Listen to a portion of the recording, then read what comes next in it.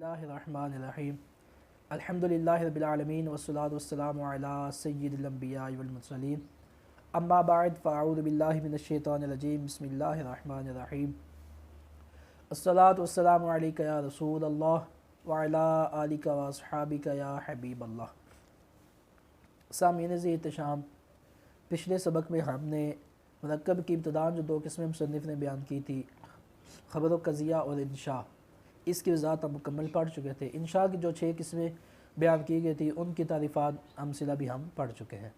अब जो है वो मुरक्कब नाक़िस की आगे जो 2 किस्में बनती हैं, मुरक्कब तक़यीदी और गैर तक़यीदी, आज हम उसके मुतल्लिक़ पढ़ेंगे। यहाँ पे मिन वजह देखा जाए तो 3 अक़साम मुसन्निफ़ ने बयान की हैं, लेकिन हकीकत में वो 3 किस्में 2 ही बनती है। इन्होंने गोया उसको थोड़ा अलहदा लिख दिया, तो अब ये भी एक लिहाज से कह सकते हैं कि 3, लेकिन हकीकतन वो 2 ही किस्में हैं। मतलब नाम 3 दी हैं, किस्में वो 2 ही हैं। पहली किस्म कहते हैं कि मुरक्कब जो नाक़िस है ना, इसकी 2 किस्में हैं। पहली किस्म है मुरक्कब इज़ाफ़ी, दूसरी किस्म है मुरक्कब तौसीफ़ी। उसके बाद इन दोनों को मुरक्कब जो है वो कहते हैं तक़यीदी। उसके बाद जो दूसरी किस्म है वो है मुरक्कब गैर तक़यीदी। तो इन दोनों के आगे इन्होंने मिसालें भी दी हैं। पहली बात जो मुरक्कब तक़यीदी की, हकीकत में यह है कि मुरक्कब तक़यीदी जो होता है वो होता है कि जिसमें जुज़ सानी होता है ना, जो जुज़ अव्वल के लिए वो कैद बने, यानी जुज़ सानी ने जुज़ अव्वल को कैद किया हुआ हो। जैसे हम कहते हैं ग़ुलाम ज़ैदिन। अब ग़ुलाम ज़ैदिन में जब ग़ुलाम बोला ना तो ग़ुलाम मुतलक था, किसी का भी ग़ुलाम, लेकिन जैसे ही हमने आगे ज़ैद बोला तो मतलब ये हो गया कि ज़ैद ने उस ग़ुलाम को अपने साथ मुक़य्यद किया है कि ये जो ग़ुलाम का लफ्ज़ यहाँ पे इस्तेमाल हुआ ये कोई आम ग़ुलाम नहीं बल्कि ये ज़ैद का ग़ुलाम है। तो अब यहाँ पे जुज़ सानी यानी ज़ैद ने जुज़ अव्वल यानी ग़ुलाम को मुक़य्यद किया, तो इस लिहाज से हम इसको बोल देंगे मुरक्कब तक़यीदी, और ये किस्म में आएगा मुरक्कब इज़ाफ़ी की, चूँकि यहाँ पे मुज़ाफ़ मुज़ाफ़ इलैह बनते हैं। दूसरी मिसाल है अर्रजुलुल आलिम, आलिम बंदा, आलिम मर्द। ये मिसाल है मुरक्कब तौसीफ़ी की, ये मुज़ाफ़ इलैह बनते हैं। अब यहाँ पे भी जब हमने अर्रजुल बोला था ना तो ये मुतलक था कि वो बंदा कोई भी हो सकता है, लेकिन जैसे हमने आगे लफ्ज़ आलिम बोला तो अब इस आलिम ने पहले वाले रजुल को भी मुक़य्यद किया अपने साथ कि ये बंदा कोई आम नहीं, बल्कि यहाँ पे जिस बंदे की बात हुई है वो आलिम बंदे की बात है। तो यही बात ये बताना चाहते हैं कि मुरक्कब तक़यीदी वो होता है कि जिसमें जुज़ सानी जुज़ अव्वल के लिए कैद बने, जुज़ सानी जुज़ अव्वल को जहाँ पे कैद कर ले, मुक़य्यद बना ले। दूसरी किस्म है मुरक्कब गैर तक़यीदी। गैर तक़यीदी की मिसाल जैसे फ़िद्दार, हम कहते हैं फ़िद्दार। अब यहाँ पे पहले फ़ी है, उसके बाद अद्दार है। अब पीछे हम बात ये पढ़ के आए हैं कि मुक़य्यद वहाँ पे होता है कि जब पहले वाले लफ्ज़ में उमूम हो, बाद वाले लफ्ज़ में खुसूस हो, तो वो पहले वाले को भी अपने साथ मिला के कैद बना, उसको कैद कर ले। लेकिन यहाँ पे पहले जो फ़ी है, फ़ी में पहले से ही उमूम है। उमूम मतलब इसमें है ही नहीं। क्यों उमूम क्यों नहीं है? क्योंकि फ़ी एक ऐसी चीज़ है कि जो हरफ है ना ये इसम है ना ये फ़ेल है, तो जब ये अपना माना खुद बता ही नहीं सकता लिहाजा से, तो इसमें कुछ है ही नहीं।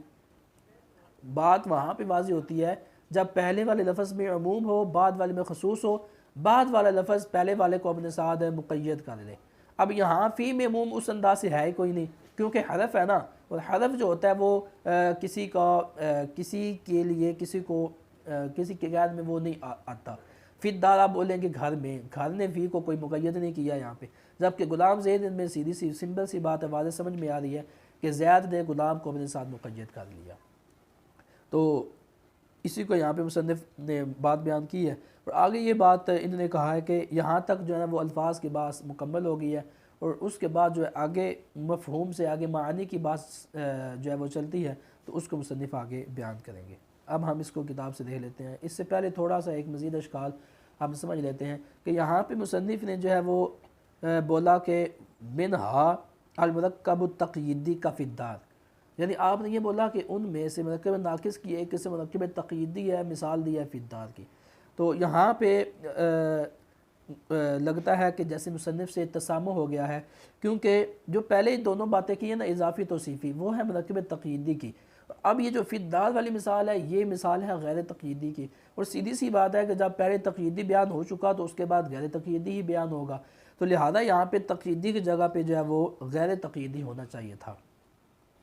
غیر تقییدی ہونا چاہیے تھا. جب غیر تقییدی ہم لے کے آئیں گے تو اس حساب سے پھر دال والی مثال بھی اس پہ بالکل صحیح فٹ آ جائے گی.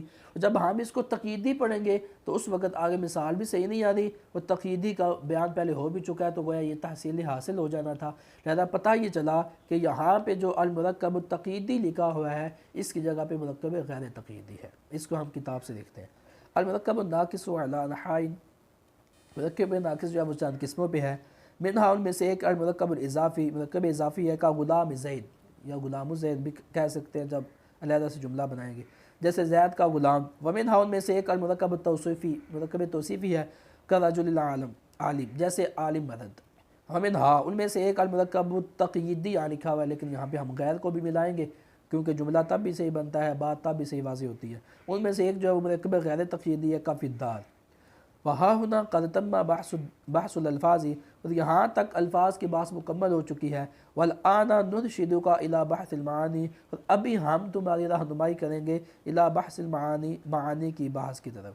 یعنی مصنف یہ کہنا چاہتے ہیں کہ چونکہ پیچھے ہم یہ پڑھ کے آ چکے ہیں, میں بھی آپ کو بتا کے آ چکا ہوں کہ منطقی کا جو اصل مقصد ہوتا ہے وہ معنی سے باسی ہوتا ہے, لیکن منطقی اپنی کتابوں کی ابتدا میں الفاظ کی بحث کو لے کے آتے ہیں. وجہ اس کی یہ ہے کیونکہ افادہ و استفادہ ان الفاظ پہ ہی موقوف ہوتا ہے کہ جو معانی پہ دلالت کرنے والے ہوتے ہیں.